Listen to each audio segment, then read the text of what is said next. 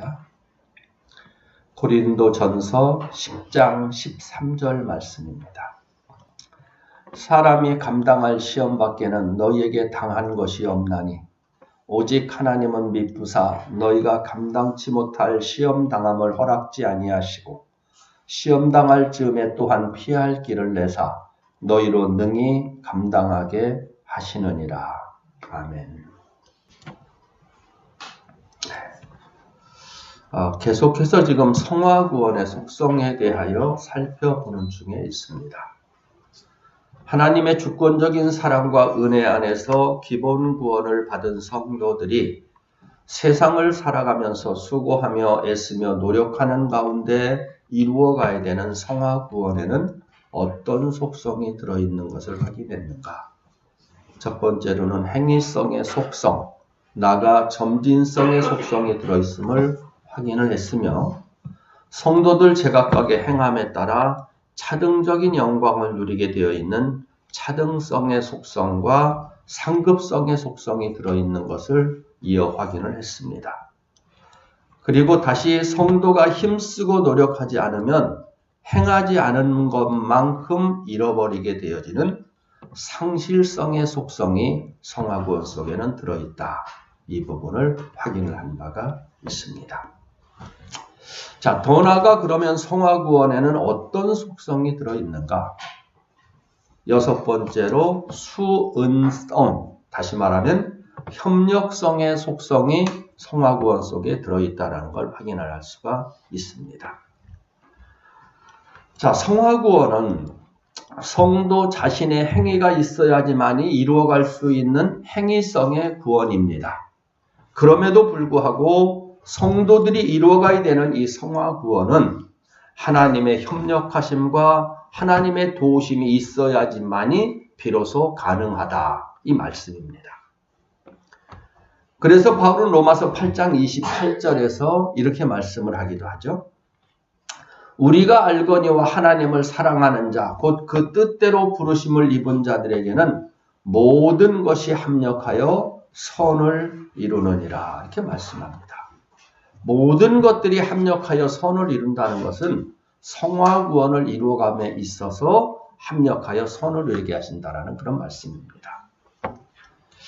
다시 고린도전서 10장 13절에서 이렇게 말씀을 하시죠. 사람이 감당할 시험 밖에는 너희에게 당한 것이 없나니 오직 하나님은 미쁘사 너희가 감당치 못할 시험 당함을 허락지 아니하시고 시험 당할 즈음에 또한 피할 길을 내사 너희로 능히 감당하게 하시느니라 하면서 성화구원에는 하나님의 도우심의 역사가 있다는 것을 우리에게 확인시켜 주는 것입니다. 이렇듯이 성화구원은 하나님의 도우심과 성도 자신의 행위가 합해짐을 통해서 완성되게 되어지는 구원이다라는 것을 우리가 지금 확인하고 있는 것입니다. 자, 그렇다면 이렇게 성화구원을 이루어감에 있어서 필요한 하나님의 도우심의 분량, 그리고 나아가 우리 자신이 감당해야 될 행위의 분량은 과연 어느 정도의 비율이 되어지는 것일까? 이게 구체적으로 확인할 수는 없습니다. 그럼에도 분명한 것은 하나님의 도우심의 분량에 비추어 볼 때 우리 자신의 성화구원을 위한 수고의 분량은 지극히 작은 분량이다. 이것만큼은 틀림없이 우리들이 확인할 수 있습니다. 이제 실제로 하나님의 도우심의 분량, 성화구원을 이루어가라고 하시는 그 분량이 우리들이 지금 하나님 말씀을 따라 살아가는 성화구원의 분량과 비교한다면은 비할 수 없이 많다라는 말씀입니다. 자, 그런데 이 믿는다고 하는 다수의 성도들은 왜 하나님 말씀을 따라서 살아가는 삶, 믿음으로 살아가는 것을 어렵다고 생각들을 하고 있는 것일까? 이는 아직도 그들이 하나님을 바르게 알지 못하고 있든지 아니면 하나님보다도 이 세상을 더 사랑하는 가운데 자신을 향한 하나님의 선하신 뜻을 그릇 오해하면서 하나님의 뜻과는 다른 행동을 하며 그 원인이 있지 않는가? 이 생각을 해보게 되는 겁니다. 자, 하나님은 뭐라고 말씀을 하셨습니까? 부르심을 입은 자들에게는 모든 것이 합력하여 선을 이루게 하신다라고 말씀을 하시고, 로마서 8장 32절에서는 자기 아들을 아끼지 아니하시고 우리 모든 사람을 위하여 내어주시니가 어찌 그 아들과 함께 모든 것을 우리에게 은사로 주지 아니하시겠나요? 이렇게 말씀을 하십니다. 자, 뭘 말씀하시는 것입니까?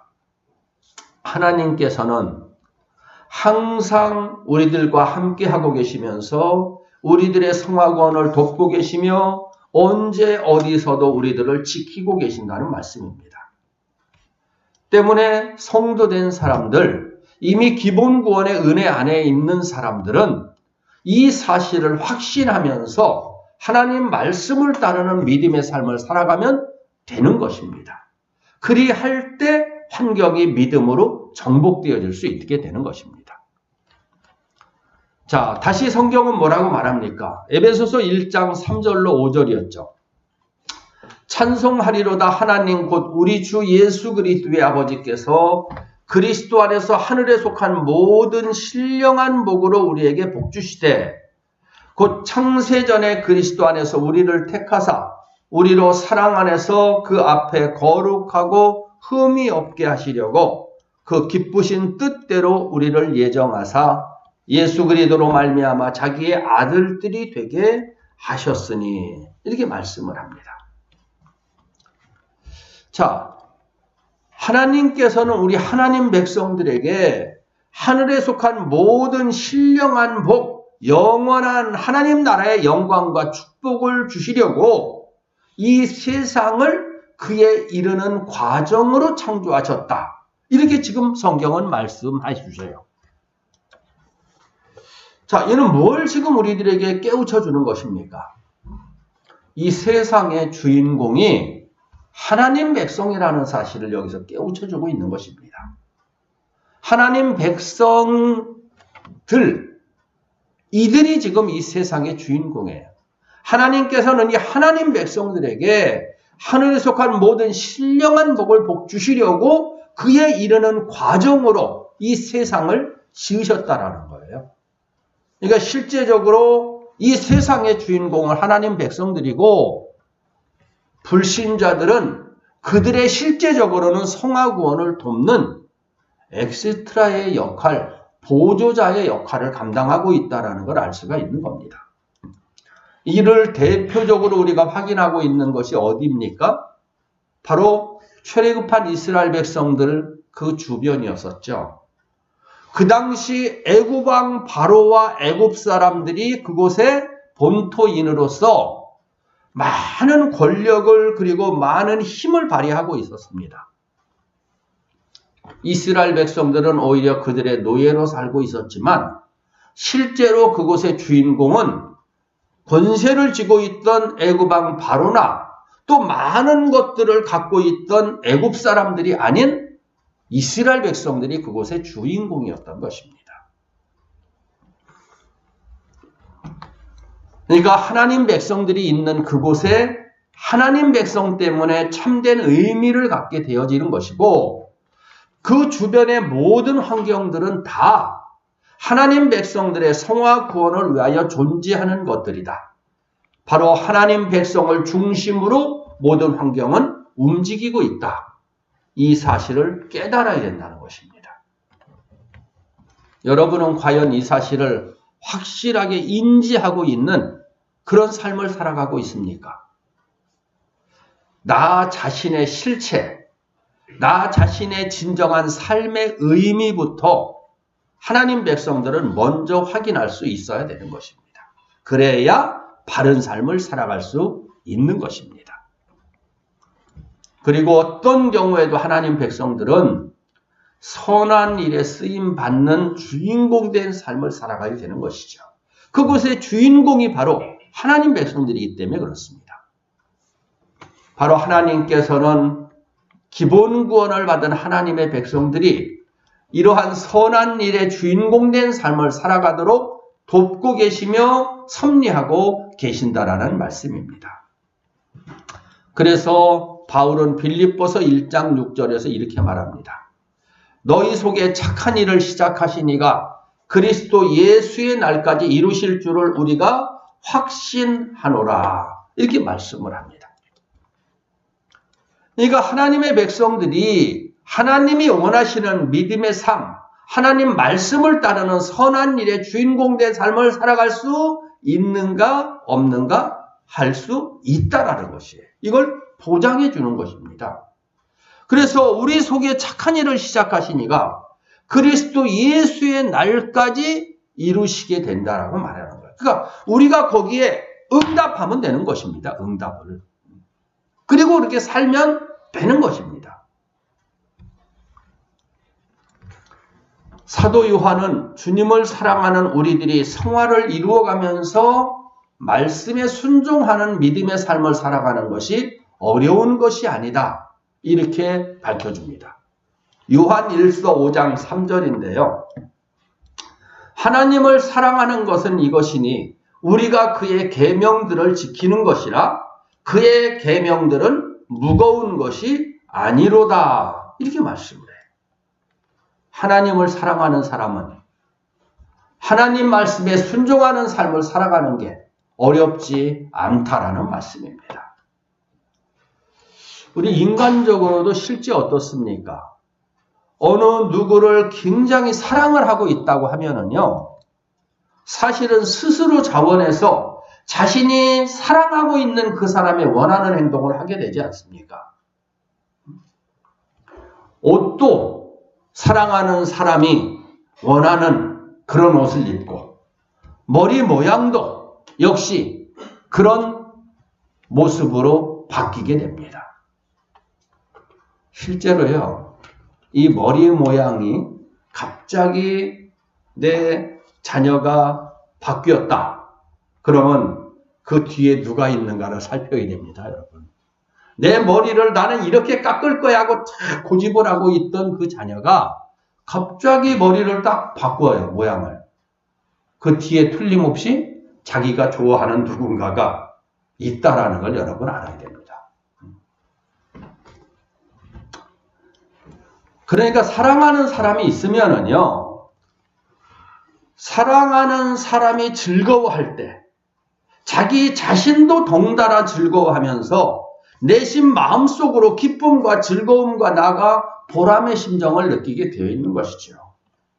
그러니까 일을 행하는 것은 스스로 자신이 즐거워서 자원함으로 행하는 것이지 억지로 행하는 게 아니라는 거예요. 그러니까 사랑하는 사람이 원하는 것이 있다면 그 사랑하는 사람의 말을 들어주는 것은 어려운 것이 아니라 이 말입니다. 그러니까 하나님을 사랑하는 것은 뭐냐? 그의 계명을 지키는 것인데 하나님을 사랑하는 사람이라면 계명을 지키는 것이 어려운 것이 아니다. 이렇게 말하는 거예요. 하나님의 말씀 계명을 지키는 것을 힘들어한다면 그 사람은 하나님을 아직 사랑하고 있지 않다라는 겁니다. 그럼에도 억지로 만약에 지금 사랑하는 사람이 원하는 행동을 한다면 실제적으로 그 속에는 무엇이 있을까? 정말로 사랑하는 사람이 원한다면, 이제 내가 사랑하고 있다면 그 사람이 원하는 행동을 자원해서 할 텐데 억지로 지금 그 사람이 원하는 행동을 하고 있다면 틀림없이 그 속에는 다른 계산이 있을 수가 있을 것이고 흑심이 들어있을 것입니다. 뭔가를 지금 취하려고 실제로는 자기의 생각과 다른데도 불구하고 그렇게 행동들을 할 거예요. 자, 하나님께서 뭐라고까지 말씀을 하십니까? 하나님 백성들에게 감당할 시험만을 지금 허락하신다고 말하고 혹시라도 감당치 못할 것 같으면은 피할 길을 내시면서 능히 감당하실 수 있도록 하나님 백성의 성화구원을 도우신다고 말씀을 하셔요. 그러니까 하나님은 우리 하나님 백성들이 믿음의 삶을 살아갈 수 있도록 우리들의 앞길을 선한 길로 예비해 두시고 그리고 믿음의 삶을 살아가게 하신다라는 것입니다. 문제는 뭐냐? 내가 하나님의 사랑하심의 시각에 맞추지 않고 다른 뜻을 갖고 있다는 데 문제예요. 바르게 하나님의 뜻을 깨닫고 믿음으로 살아가려고 한다면 하나님 백성들은 충분히 말씀을 따르는 믿음의 삶을 살아갈 수 있다는 것이고요. 하나님의 도우심이 있기 때문에 우리들이 성화구원을 이루어갈 수 있다는 그런 말씀입니다. 그래서 바울은 로마서 8장 33절 이하에서 이렇게 외치죠. 누가 능히 하나님의 택하신 자들을 송사하리요. 의롭다 하신 이는 하나님이시니 누가 정죄하리요. 죽으실 뿐 아니라 다시 살아나신 이는 그리스도 예수시니 그는 하나님 우편에 계신 자요. 우리를 위하여 간구하시는 자시니라. 누가 우리를 그리스도의 사랑에서 끊으리요. 환난이나 곤고나 핍박이나 기근이나 적신이나 위험이나 칼이랴 하면서 이런 어려움도 우리를 사랑하는 하나님의 사랑에서 끊을 수 없다라고 지금 선포를 합니다. 이어서 35절 이하부터 다시 말해요. 그러나 이 모든 일에 우리를 사랑하시는 이로 말미암아 우리가 넉넉히 이기느니라. 내가 확신하노니 사망이나 생명이나 천사들이나 권세자들이나 현재일이나 장래일이나 능력이나 높음이나 기쁨이나 다른 아무 피조물이라도 우리를 우리 주 그리스도 예수 안에 있는 하나님의 사랑에서 끊을 수 없으리라. 이렇게 말씀을 해요.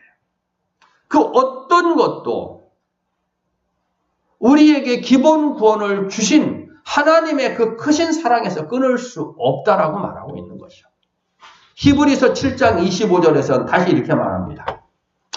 그러므로 자기를 힘입어 하나님께 나아가는 자들을 온전히 구원하실 수 있으니 이는 그가 항상 살아서 저희를 위하여 간구하심이니라. 누가? 예수님께서 지금 그렇게 하신다는 거예요. 지금도 하늘 보좌 우편에서 우리들을 위하여 간구하시고 그 간구가 응답되어지고 있다라는 그런 말씀이에요. 그럼에도 불구하고 하나님의 뜻은 어디에 있다고 그랬습니까? 하나님 나라에서의 모든 신령한 복, 하나님 나라에서의 최고 영광을 누릴 수 있는 여기에 뜻을 맞추고 있고 주님도 여기에 뜻을 두고 기도를 하고 계셔요. 문제는 우리들이 이 뜻에 맞추는 삶을 살아가는 것이 아니고 세상과 육신과 온통 내 생각대로 살아가는데 문제가 있는 것이죠. 우리가 성화구원을 살아갈 수 있느냐 없느냐, 하나님의 함께하심과 돌보심과 지키심과 도우심이 있기 때문에 행하갈 수 있다, 이 말씀입니다. 그렇다면 우리들이 성화구원을 이루어감에 있어서 필요한 주님의 도우심의 분량과 우리들이 담당해야지 되는 수고의 분량은 과연 어느 정도가 되어지는 것인가? 다음의 성경의 비유 속에서 하나님의 도우심의 분량과 인간이 담당해야 될 수고의 분량에 대해 생각을 해볼 수가 있습니다. 마태복음 18장 12절로 13절 말씀인데요. 너희 생각에는 어떻겠느냐? 만일 어떤 사람이 양 100마리가 있는데 그 중에 하나가 길을 잃었으면 그 99마리를 산에 두고 가서 길 잃은 양을 찾지 않겠느냐? 진실로 너희에게 이르노니 만일 찾으면 길을 잃지 아니한 99마리보다 이것을 더 기뻐하리라. 이게 말씀을 해요. 주님의 이 비유는요, 한 마리 양의 소중함을 강조하면서 전도를 지금 명하신다는 전도에 대한 말씀으로 많이 접하는 그런 말씀입니다. 물론 한 마리의 양이 소중하다는 것은 두말할 것 필요 없습니다. 당연합니다. 그래서 한 생명은 천하보다 귀한 것이다.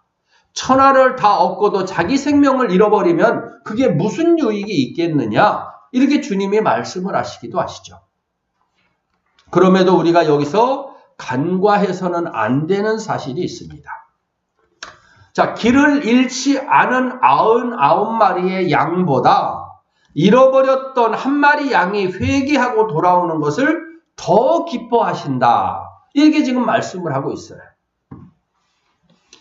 자, 길을 잃지 아니한 99마리보다 그 한 마리를 찾아서 돌아오게 된 이것을 더 기뻐한다. 이렇게 말하고 있는 거예요. 이게. 우리는 일반적으로 여기서 99의 양을 하나님의 사랑 안에서 믿음 생활을 하고 있는 구원받은 성도를 가리키는 것으로 생각을 합니다.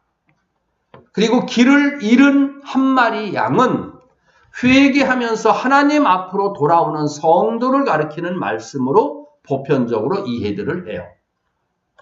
그렇다면 길을 잃지 않은 99마리의 양, 다시 말하면 이미 회개함으로써 하나님의 품 안에서 살아가고 있는 그 많은 양들이 길을 잃고 헤매다가 뒤늦게 주인께로 돌아온 한 마리 양의 가치보다 못하다는 말인가? 여기 이런 의문의 심정을 가질 수가 있습니다. 자, 어떻게 뒤늦게 하나님의 사랑을 깨닫고 돌아온 탕자가 먼저 하나님 앞에 돌아와서 하나님의 사랑 안에서 믿음 생활을 하고 있는 99의 자기 백성들보다 더 큰 기쁨과 영광이 될 수 있겠느냐 이 말이에요. 이에 대해서 99의 양은 이미 안전한 구원의 세계, 다시 말하면 하나님의 품에 있기 때문이라고 지금 말을 하고, 한 마리 양은 잃어버렸던 것을 다시 찾았기 때문에 기뻐하는 것이다. 이게 대부분 이해를 합니다. 어느 정도는 수긍이 가는 그러한 해석이기도 하죠. 그런데요, 여기서 조금 한번 억지를 한번 부려볼까요? 우리들이 하나님의 기뻐하심을 위해서 하나님 곁을 떠났다가 다시 돌아오고, 또 다시 돌아왔다가는 또 다시 하나님의 곁을 떠나는 것을 반복하는 게 하나님을 기쁘시게 하는 것이 되는 것일까? 자, 지금 여기서 99의 그 양이 주인의 그 품 안에서 이렇게 지금 거하고 있는 것보다 한 마리 양을 잃어버렸던 양을 찾아온 것을 더 기뻐한다는 거예요. 더. 비교 차원에서 지금 말하고 있는 겁니다. 이게 지금. 비교 차원에서. 그러니까 하나님을 더 기쁘시게 하기 위해서 여기서 신앙생활 잘 하다가 타락의 길로 딱 나갔다가 또 깨닫고 다시 돌아와. 그럼 더 기뻐한다는 거예요. 여기 신앙생활 하는 것보다. 사람이 많은 것보다. 또 다시 또 하나님 기뻐하시면서 나갔다 들어왔다를 계속하는 것이 과연 하나님을 더 기쁘시게 하는 것일까? 이 말입니다. 성경은 뭐라고 말씀을 하느냐? 에베소서 4장 13절에서는 이렇게 말씀합니다. 우리가 다 하나님의 아들을 믿는 것과 아는 일에 하나가 되어 온전한 사람을 이루어 그리스도의 장성한 분량이 충만한 데까지 이르리니. 우리의 신앙이 멈추는 것이 아니고 뒤로 후퇴하는 게 아니고 그리스도의 장성한 분량에까지 지금 오르기를 원하신다고 말해요. 에베소서 4장 15절입니다. 오직 사랑 안에서 참된 것을 하여 범사에 그에게까지 자랄지라. 그는 머리니 곧 그리스도라. 그리스도에게까지 신앙이 자라라는 거예요. 그러니까 하나님은 자기 백성이 돌아오는 것을 넘어서서 성도들이 범사에 그리스도에게까지 신앙이 성장되며 자라기를 원하시는 거예요. 이게 뭡니까? 이게 성화를 이루어가는 거예요. 성화구원을 이루어가기를 원하시는 거예요. 이게 하나님의 본래 뜻입니다. 그래서 주님도 우리에게 이렇게 말씀을 하시는데요. 마태복음 5장 48절입니다. 그러므로 하늘에 계신 너희 아버지의 온전하심과 같이 너희도 온전하라. 이렇게 말해요. 온전하라. 성화의 극치를 말하는 겁니다. 온전한 믿음에 이르기를 원해요. 히브리서 6장 1절로 2절입니다. 그러므로 우리가 그리스도도의 초보를 버리고 죽은 행실을 회개함과 하나님께 대한 신앙과 세례들과 안수와 죽은 자의 부활과 영원한 심판에 관한 교훈의 터를 다시 닦지 말고 완전한 데 나아갈지니라 이렇게 말해요. 바로 성화되어가는, 성장되어가는 일을 지금 하나님은 원하시는 거예요. 이처럼 성경 전체의 교훈은 이제야 믿고 돌아오는 그것보다 하나님의 자녀로 부름받은 성도들이 그리스도를 닮아가는 장성한 믿음의 주인공들이 되기를 원하신다고 말씀을 하십니다.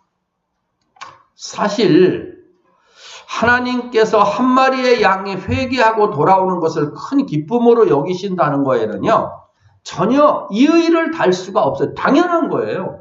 기뻐하시죠. 하지만 이것을 99마리의 양과의 비교적인 차원에서 지금 해석할 때 의문의 심정을 갖게 된다는 것이고, 여기에 받아들이기 좀 만만치가 않다. 이런 생각을 여기서 하게 된다는 거예요. 비교 차원에서. 이런 말씀을 돌아볼 때 주님이 말씀하고 계시는 이 잃은 양의 비유 속에는 지금 간단하게 알고 있는 이것들보다 더 깊은 영적 교훈하심의 뜻이 이 속에 들어있다라는 사실을 우리가 나름 짐작해 볼 수가 있는 것입니다. 자, 그렇다면 이 99의 양은 무엇을 의미하는 것일까? 누가복음 15장 7절에서는요. 길을 잃지 않은 양을 뭐라고 말하냐면은 하늘에서 회개할 것이 없는 의인 99이라고 소개를 합니다. 여기서의 1과 99의 숫자적인 개념은 제각각적인 의미인 것이기보다는 한 존재 안에서의 부분적인 역할에 대한 비교 차원으로 이렇게 확인하는 게 더 타당한 해석이 될 수 있을 것이다라는 걸 우리가 여기서 알 수가 있어요. 다시 말하면은 길을 잃지 않은 99의 양은 자기 백성을 구원해 주시기 위하여 여러 방면 속에서 역사하고 계신 다양한 하나님의 도심의 분량을 말한다. 이렇게 여기서 우리가 해석할 수가 있다는 것이고, 그래서 이것을 뭐라고 말했습니까? 하늘에서 회개할 것이 없는 의인 99으로 비유를 하고 있는 거예요. 의인 99. 무슨 말씀이냐? 기본 구원에 대해서는 뭐 말할 것도 없습니다. 100%니까. 하지만 하나님은 성화 구원에 대해서도 비교할 수 없는 더 크고 많은 부분을 하나님이 담당해 주시면서 하나님 백성들의 성화 구원에 협력하고 계신다라는 말씀이에요. 다시 말하면 우리들이 성화 구원을 위하여 필요한 모든 것을 100으로 본다면은 하나님의 도우심의 분량이 99, 이미 모든 것들을 통해 주어지고 있다라는 것이죠.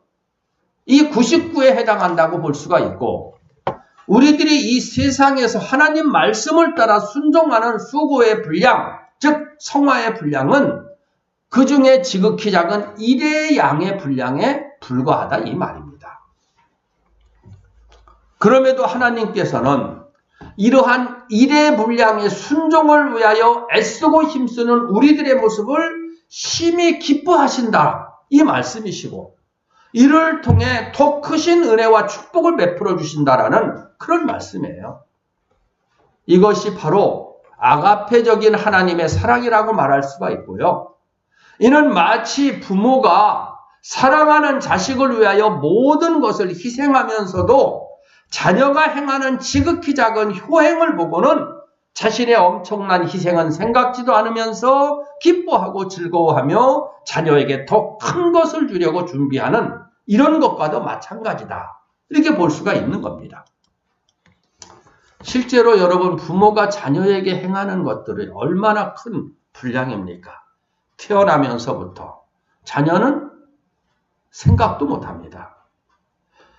제일 부모가 자녀에게 많은 수고를 하는 것들을요, 뭐, 1살에서부터, 태어나면서부터 한 4살 이상 요 정도, 또는 요 정도까지가 가장 그 수고를 많이 할 때라는데요. 희한하게 어린아이들은요, 4살, 5살 때까지의 그 일은 까맣게 생각을 못해요. 잊어먹어요. 그리고는 뭔가 지가 인지하고 있을 정도가 되는, 만약에 뭐 한 7살, 8살, 9살 요 정도 되면은 그때부터 부모의 사랑을 생각하는 게 아니고 자기가 한 걸 생각해요. 자기가 한 거를. 이게. 여러분 그런 것 같지 않습니까? 그런데도 이 부모는 자식을 위해서 그 정도로 수많은 수고와 희생을 담당하면서도 그 자녀가 예를 들어서 나중에 커가지고 첫 월급 받았다고 내복을 한번 이렇게 탁 사오면은요, 그걸 보고 막 기뻐한다 이 말입니다. 행복해한다 이 말입니다. 어렸을 때는 자녀가 심부름을 지금 제대로 해도, 또는 뭐 구두를 막 닦아놓는다고 해도 그것 때문에 확 또 기뻐하고 그런다 이 말이에요. 그리고 오히려 더 용돈을 더 주려고 하죠. 이와 마찬가지다 이 말이에요. 하나님께서 자기 백성을 위해서 희생하시며 도우시는 99에 해당하는 분량의 크고도 큰 이 헤아릴 수 없는 사랑하심은 전혀 지금 하나님은 생각지 않으셔요. 그리고는 우리들이 하나님을 섬기면서 말씀에 순종하여 행하려고 하고 있는 지극히 작은 이 일의 분량의 믿음의 행동을 크게 보시면서 이를 더욱더 기뻐하신다는 거죠. 그리고 지금 이 순간에도 하나님은 말씀에 순종하고 있는 우리들의 이 작은 믿음의 행동을 찾고 계신다라는 거예요. 이렇게. 이를 바르게 깨달으면 우리들이 성화구원을 이루어간다라는 것은요, 오히려 우리의 기쁨이 되어질 수 있는 것이죠. 자, 그런데 왜 우리들은 하나님 말씀을 따르는 이 믿음의 삶을 쉬운 것이 아닌 어렵게 지금 생각들을 하게 됩니까? 그것은 예수를 구세주로 믿고 있는 우리 자신의 주인이, 실제로는 주인이 주님이신데 아직도 내가 나의 주인인 것으로 지금 착각을 하면서 내 뜻을 앞세우면서 살아가고 있든지, 아니면 아직도 우리 자신의 모습이 믿음과는 너무나도 동떨어진 삶을 살아가고 있기 때문에 나타나는 현상이 아닐까, 이런 생각을 해보게 되죠. 예수를 나의 구주라고 하면은 나의 주인이 예수님이라는 말이에요. 이게 우리의 기본적인 신앙 고백이죠. 내 안에는 누가 계신다고 그랬습니까? 예수가 나의 구세주 되심이 믿어지게 하시는 성령이 계셔요. 이 성령님이 주인이신데 아직도 내가 나의 주인 노릇을 한다 이거예요. 성령님이 주인이시고 예수님이 나의 주인이시기 때문에 우리들이 하나님의 나라 천국에 들어갈 수 있는 거고 영생의 주인공이 되는 거예요. 그런데 까맣게 잊어버려 내가 내 주인인 줄 알아요. 내가. 그리고 내 마음 내 뜻대로 하나님 말씀을 거스리면서도 내 생각을 이루려고 한다 이 말입니다. 그러니까 하나님보다도 이 세상을 더 사랑하고 있기 때문에 이 세상을 향한 욕심과 탐심이 자기 마음을 꽉 채워 있고 또 그 작은 하나의 순종의 분량마저도 짐이 된다. 그러면서 힘이 된다 하면서 하나님 말씀 순종을 뒤로 하는 이런 삶을 실제로는 살아가고 있기 때문에 어렵다고 하는 거예요.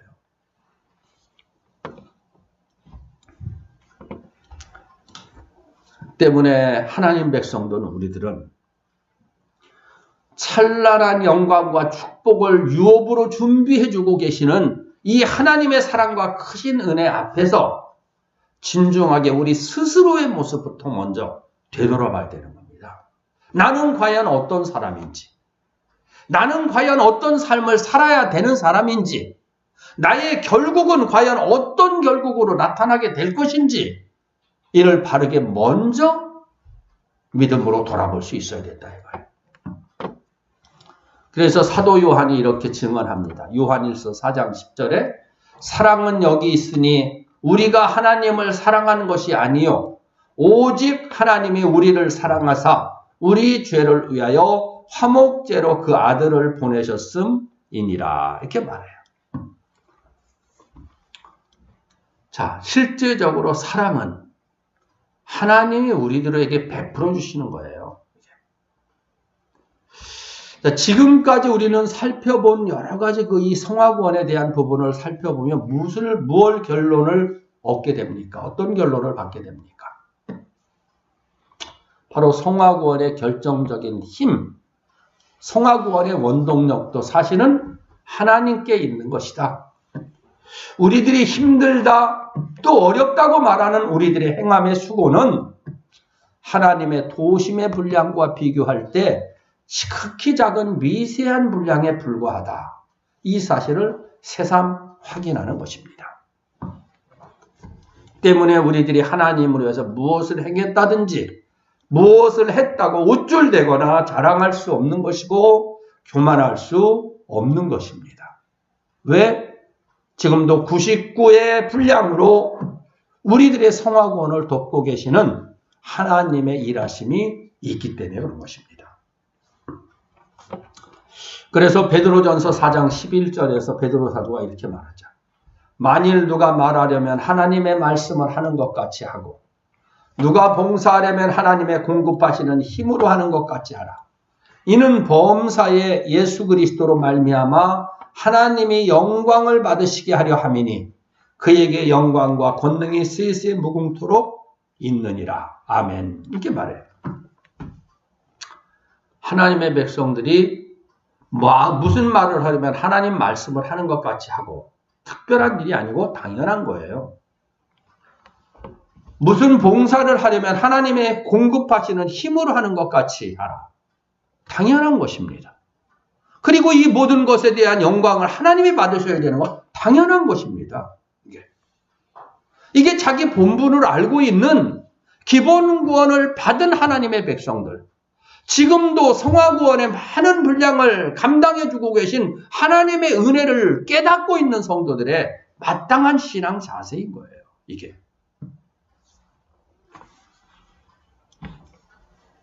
계시록 21장 23절 24절에서는 또 이렇게 말씀해요.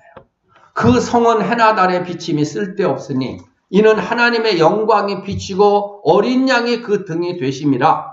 만국이 그 빛 가운데로 다니고 땅의 왕들이 자기 영광을 가지고 그리로 들어오리라. 땅의 왕들이 제각각 자기 영광을 갖고 들어와요. 성화를 이루어가는 그 분량에 따라서 제각각의 영광들이 천차만별로 다르다고 제가 말씀을 드렸었죠. 자, 과연 하나님께서 예수 그리스도를 믿는 우리들에게 주시려는 하나님 나라의 모든 영광을 다스릴 수 있는 기능은 과연 무엇일까요? 무엇으로 우리들에게 주시는 이 하늘의 모든 신령한 보고의 기능을 다 우리 것으로 받아 누릴 수 있게 되는 것일까? 천국은요, 조금치의 흠도 없는 점도 없는 이런 거룩한 곳입니다. 이 천국은 온전하신 주님의 거룩하신 성품으로만 누리며 다스릴 수 있게 되어 있는 곳이에요. 우리들이 주님의 인격을 닮은 성화의 분량만큼 천국의 영광은 우리들의 것으로 누리며 다스리게 되어 있다는 그런 말씀이에요. 요즘은 컴퓨터를 통해서 인터넷을 사용을 하면은요, 전 세계 수많은 정보를 이 한순간에 확인할 수 있는 이런 편리한 시대입니다. AI라고 하는 것들을 이게 저도 형한테 얘기를 들어가지고, 말로만 뭐 좀 만들어줘봐? 하니까 그냥 그림도 막 그냥 그려주더라고요. 무슨 캐릭터 하면은 어떤 무엇을 중심으로 해서 만들어줘? 그럼 지가 쓱싹쓱싹 해가지고 결과물을 딱 보여. 내가 깜짝 놀랐다니까. 야, 이거 앞으로 세계가 뒤바뀌겠다. 이것 때문에. 역사가 바뀌겠다. 그런 생각까지 들었어요. 그런데 이렇게 컴퓨터에 수없이 편리한 그리고 AI와 같은 이 놀라운 이런 것이 있는데도 불구하고 이거 활용하지 못하는 사람들에게 있어서는 뭐예요? 그림의 떡이에요. 그건 아무런 효력을 발휘하지 못해요. 그게. 천차만별이에요. 그 능력을 활용을 얼마만큼 하느냐에 따라서 천차만별로 갈라지는 거예요. 이 세상도 마찬가지인 거예요. 자, 주님이 우리들에게 뭘 요구하십니까? 하나님께서 우리들이 하나님 나라의 더 나은 영광, 최고의 축복을 영원 무궁토록 누리기를 원하셔서 말씀 순종에 따르는 하나의 분량의 수고를 지금 감당하기를 원하시죠. 그래서 예수 그리스도를 우리들에게 닮아가게 하심을 통해 하늘의 완전한 영광을 우리들의 기업으로 받아 누리라고 지금 말씀을 해주고 계시는 거예요. 자, 그래서 로마서 8장 28절 29절에 이렇게 다시 말합니다. 우리가 알거니와 하나님을 사랑하는 자 곧 그 뜻대로 부르심을 입은 자들에게는 모든 것이 합력하여 선을 이루느니라. 하나님이 미리 아신 자들로 또한 그 아들의 형상을 본받게 하기 위하여 미리 정하셨으니 이는 그런 많은 형제 중에서 맏아들이 되게 하려 하십니다. 여기서 답이 나오죠. 자, 하나님을 사랑하는 자 그 뜻대로 부르심 입은 자들에게 모든 것이 합력해서 선을 이루는데 뭐에? 아들의 형상을 본받게 하기 위하는 데에 합력해서 선을 이룬다 이 말입니다. 에베소서 1장 3절 이하에서도 다시 확인하죠. 찬송하리로다 하나님 곧 우리 주 예수 그리스도의 아버지께서 그리스도 안에서 하늘에 속한 모든 신령한 복으로 우리에게 복 주시되 곧 창세전에 그리스도 안에서 우리를 택하사 우리로 사랑 안에서 그 앞에 거룩하고 흠이 없게 하시려고 그 기쁘신 뜻대로 우리를 예정하사 예수 그리스도로 말미암아 자기의 아들들이 되게 하셨다. 우리들이 여기서 애쓸 부분이 뭐라고요? 거룩하고 흠이 없게 하시려고 하는. 그래서 갈라디아 5장 22장 24절에서 이 변화를 이루어갈 걸 이렇게 밝혀줘요. 오직 성령의 열매는 사랑과 희락과 화평과 오래 참음과 자비와 양성과 충성과 온유와 절제니 이 같은 것을 금지할 법이 없느니라. 그리스도 예수의 사람들은 육체와 함께 그 정과 욕심을 십자가에 못 박았느니라 말해요. 여기서 성령의 열매, 이것이 뭡니까? 아들의 형상을 본받는 것이죠. 그리고 그 앞에 섰을 때 거룩하고 흠이 없게 되는, 이걸 말하는 거예요. 그러니까 이것이 하늘에 속한 모든 신령한 복을 다 누릴 수 있는, 내 것 삼을 수 있는 이 비결이에요. 이게 바로 열쇠예요. 열쇠.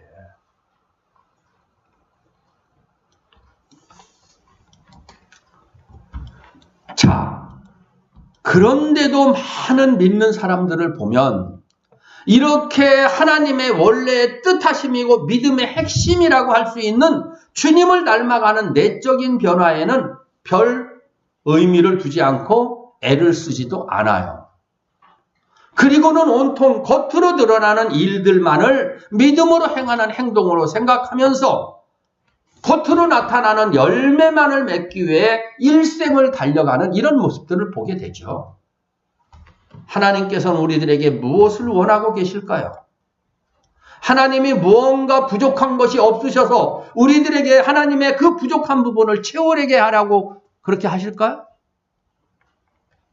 하나님은 우리의 육신의 부모님들처럼 능력의 한계가 있는 분이 아니시죠? 성도된 우리들이 어떻게 행동하는 것이 과연 하나님을 하나님답게 인정하는 것이 되게 되는 것일까? 외적인 부분에다가 큰 가치를 두면서 이 외적인 것에 온통 하나님의 뜻이 있다고 생각하는 것은요, 가장 기초적인 어린아이의 신앙을 탈피하지 못한 모습이라는 것을 여러분 우리는 먼저 알아야 됩니다. 어린아이의 특성이 어떻습니까? 어린이들은 온통 눈에 보여지는 것들, 손으로 만져지는 것, 잡혀지는 것들, 이것들만을 추종하죠. 이게 눈에 보여지지 아니하지만 장래에 대한 이런 부분에 대해서는 아무런 의식을 갖고 있지 않아요. 이게 어린아이의 특성이에요. 이게 때문에 이런 어린아이와 같은 신앙의 사람들은 조금만 환경이 바뀌면, 그것도 자신에게 조금만 악한 환경이 찾아오면 그 믿음 자체가 흔들리게 되는, 급기야는 실족할 지경에까지도 이르는 이런 결과로 나타나는 거예요. 왜 이런 모습을 보입니까? 그들은 아직도 하나님의 바른 진리와 믿음이 무엇인가, 구원에 대해서 아직도 바르게 모르고 있기 때문에 이런 현상을 나타내는 것입니다. 하나님께서 창세전부터 예수 그리스도 안에서의 믿음 안에 우리에게 주시려는 하늘에 속한 모든 신령한 복을 바르게 깨닫는다면 우리가 들어갈 하나님 나라가 어떠한 곳이고 그 세계의 영광을 우리가 무엇으로 우리들의 것 삼으며 누릴 수 있게 되어지는가, 이에 대해서 바르게 깨닫는다면 그러면 우리는 보여지는 것, 나가 변화하는 것들의 환경과 관계없이 내게 주시려는 하나님의 뜻이 무엇일까를 찾는 이런 성숙한 믿음으로 변화를 이루어가게 되겠습니다. 그리고는 어떤 환경 속에서도 성화구원을 이루어가기 위해 힘쓰는 우리들의 모습이 되어지는 것이고, 또 말씀 순종을 따르는 믿음의 삶을 살아가려고 애쓰고 노력하게 되는 거예요. 이렇게 할 때, 이게 하나님의 원래 뜻이죠. 이렇게 할 때 나의 주변의 모든 환경들은 내 믿음을 성장시키기 위해서 하나님께서 하나님 나라의 상급을 쌓을 기회를 주시기 위해서 하나님이 허락해 주시는 환경이로구나. 이 사실을 비로소 바르게 깨닫게 되는 것입니다. 그때. 그리할 때 우리는 성경 속에 있는 믿음의 인물이 다른 사람이 아닌 우리 자신이 될 수 있다는 것을 깨닫게 되는 겁니다. 성화 구원, 우리들이 행함을 통해 이루어가는 구원이지만은요, 하나님의 도우심의 역사가 있기 때문에 이루어갈 수 있는 것입니다. 우리 힘만으로는 백전백패죠. 우리 힘만으로는요, 우리 마음 스스로도 다스리지 못해요. 근데 뭘 하나님이 기뻐하시는 뜻을 따라 살아갈 수 있겠습니까? 하지만 하나님의 도우심의 분량이 물밀듯이 모든 환경들을 통해 우리에게 지금 밀려오고 있기 때문에 거기에 응답하기만 하면 우리는 성화구원을 이루어갈 수 있는 것입니다. 성화구원, 행함을 통해 이루어가는 구원이지만 하나님의 도우시는 역사, 은혜를 받아야 하지만 은혜를 통해서만 이루어가게 되는 구원인 것입니다.